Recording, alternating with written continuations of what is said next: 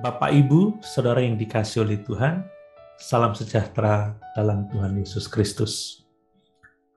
Kita telah belajar bahwa untuk dapat berdiri teguh di masa-masa sulit, kita harus mengarahkan perhatian kita kepada orang-orang beriman dan mengikuti teladan hidup mereka.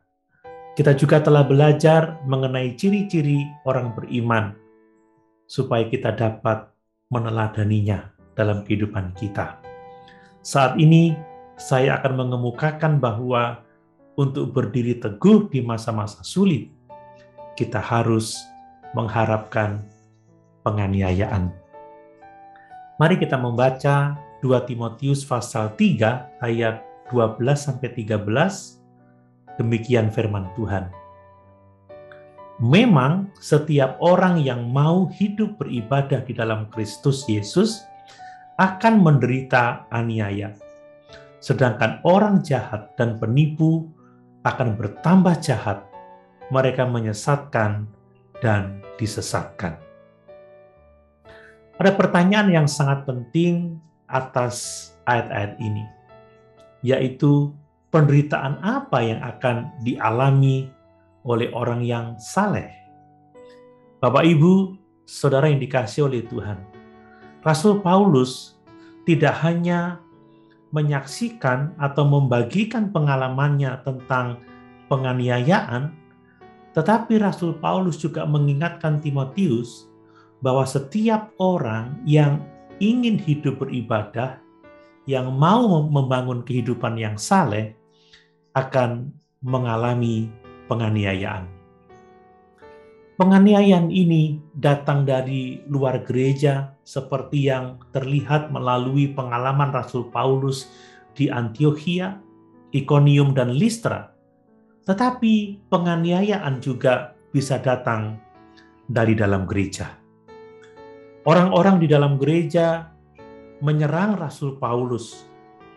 Dan faktanya kita melihat bahwa surat 2 Korintus pada dasarnya ditulis sebagai pembelaan atas kerasulan Rasul Paulus kepada gereja yang didirikannya.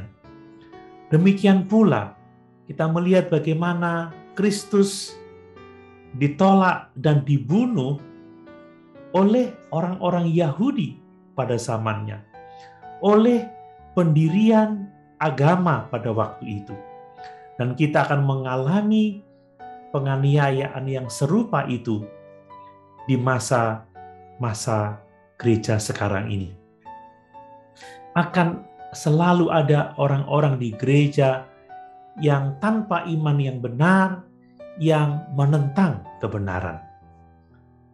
Tidak hanya akan ada penganiayaan dari luar dan dari dalam gereja, tetapi kita juga akan melihat bahwa akan ada peperangan rohani.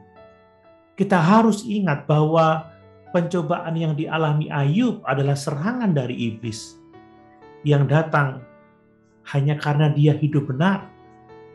Ayub menderita kerugian finansial. Ayub kehilangan keluarganya, anak-anaknya. Dan Ayub mengalami penderitaan fisik yang sangat hebat, dan semuanya itu berasal dari pekerjaan setan. Mari kita memperhatikan kembali kata-kata Rasul Paulus bahwa setiap orang yang mau hidup beribadah di dalam Kristus Yesus akan menderita aniaya. Nah, mengapa orang percaya akan dianiaya dan apa yang menyebabkan penganiayaan ini? Secara singkat, Yohanes pasal 3 ayat 19-20 menuliskan, dan inilah hukuman itu. Terang telah datang ke dalam dunia, tetapi manusia lebih menyukai kegelapan daripada terang, sebab perbuatan-perbuatan mereka jahat. Sebab barang siapa berbuat jahat, membenci terang, dan tidak datang kepada terang itu, supaya perbuatan-perbuatannya yang jahat itu tidak nampak. Nah, alasan penganiayaan ini sederhana. Kehidupan yang saleh, kehidupan yang benar telah menyingkapkan kejahatan orang lain. orang tidak suka dibuka kejahatannya. Mereka tidak akan bertobat dari kejahatan mereka dan berbalik kepada Kristus.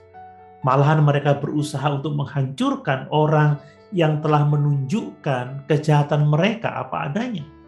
Ini adalah perilaku yang sama sekali tidak rasional, tetapi inilah karakteristik manusia zaman sekarang yang jatuh dalam dosa itu.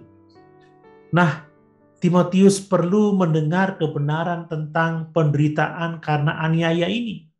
Dan kita juga perlu mendengar kebenaran ini.